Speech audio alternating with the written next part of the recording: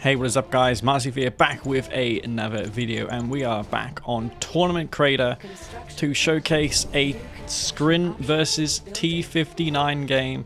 This is quite possibly the worst, if not the worst matchup in the game. Completely unfair for Scrin. But this game, I have formulated a new idea against Traveler-59. I don't know how reliable or consistent this may be, but I believe on certain maps it has more potential than on others. I think the good news is this map is probably the least effective map for the strategy I'm about to showcase, so you'll probably have more success on some of the smaller maps. Nevertheless, Scrin versus Traveler. I don't know just yet that if my opponent is Scrin or Traveler, but he is Senna, and Senna does know how to macro, and he does know how to abuse these factions. He has been known to use mind control tactics, but he does not like to spam it as much as some other players do, like Rex. Rex is really the benchmark for beating Traveler-59, I would say, with Scrin. It's very difficult versus him, but we're going to see how this tactic does do against Senna here. He's not opening up with disintegrators. I'm paying attention to my tips, like sometimes he likes to send 2 groups of 4 descents to kill the spikes, but that has become less of a thing in recent times. That's something I could have definitely done myself. Any advantage like that would go a long way. Me being Scrin, I should have considered it, though versus random, you don't know if your opponent's going to be Black Hand or Nod faction. Those 2 factions can kill you with flame rushes if you invest too much into the synths. If you go to synths early on, you're not going to have as much scouts on the map to scout your opponent with, and that can lead to you being rushed ultimately. And if you're not being rushed and you are paranoid about it, you may make a few unnecessary units that weren't needed in the first place and get behind quite significantly. The first 10,000 resources you get as a player can make all the difference. You don't want to spend it and make units unnecessarily. You need to make sure you're macroing as when you can macro, unless you have a rush in mind. But Seekers aren't rushing units, they're too slow. Scrin can only rush with disintegrators, but they at the same time are exposed to rushes of their opponent while doing that. I'm going for this blue type room early on. I have a strategy in mind, and that is to spam Gunwalker Devourer tank. The Gunwalkers, obviously to take out the infantry, cultists as well, but also to make it so his cultists can't mind control my Devourer tanks, which I'm going to be using to support this push. I'm starting to make a few Seekers as well, because I was thinking maybe a Seeker or 2 would be decent, because I could then follow it up with a Corruptor and just pull back those Seekers to the Corruptor and get some repairs on them. But I instead omit that and go straight for the Death tanks.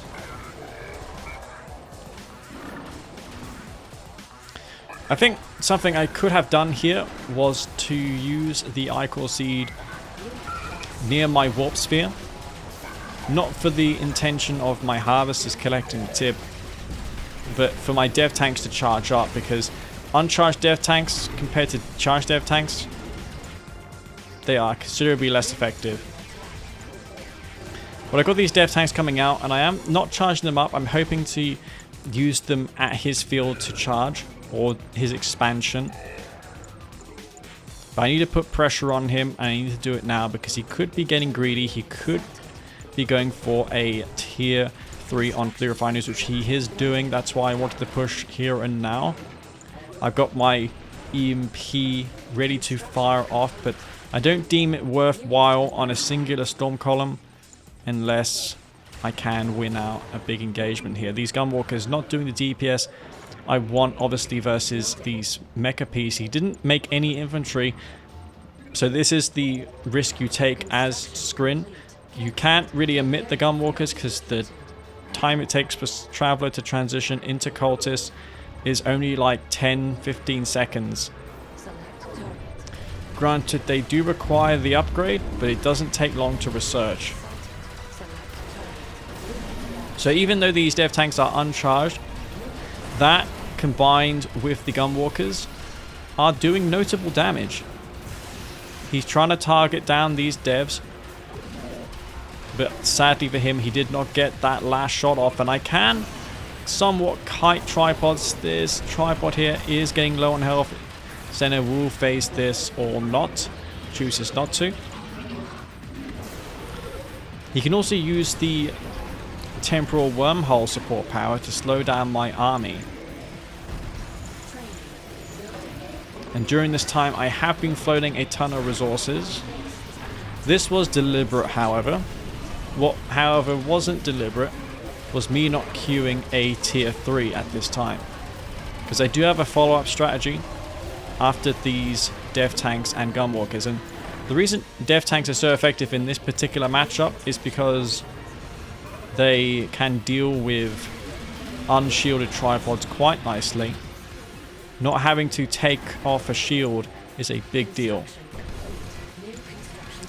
I feel like the stasis shield was not worth it, so perhaps a bit of optimization in the future could involve me not going for a stasis. There's no need for it. Though this does open up the opportunity of going for shock troopers. He hasn't got any anti-infantry. He's building tripods. Only now does he use the temporal wormhole to save his tripod. I'm going for more dev tanks. But I want to make just enough to hold while I make a tier 3. Because I intend to transition into Devastator warships and planetary assault carriers. Because they cannot be mind controlled. So even if he transitions into mass cultists, he won't be able to take out my fleet of air units. Shock troopers as well will not be a threat if I make Devastators. Devastators being Scrin's best anti-infantry unit.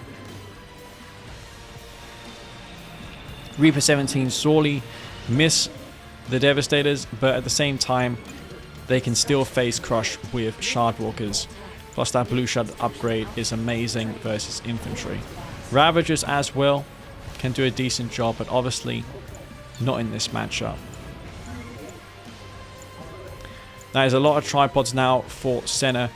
I'm going to have to weigh up my options here if it's worth it to build some disintegrators or not to hold back those tripods. He doesn't have a phase. He does not have a temporal, so he cannot really push in until those support powers are done and ready to use again.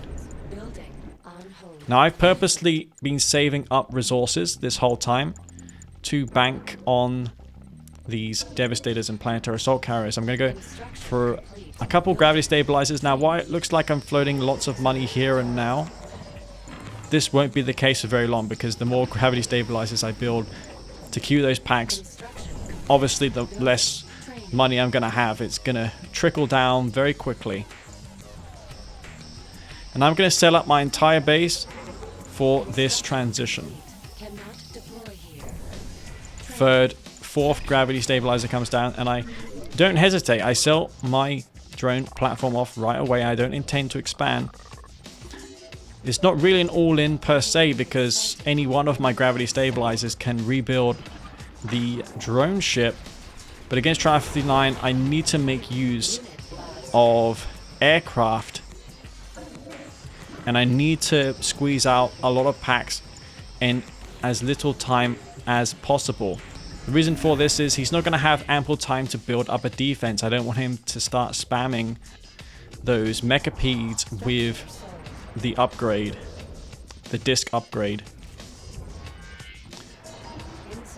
Behind this, I am queuing force field generators, which provides packs and Devastators with a pretty nice health bonus. Immunity also to the EMP strike.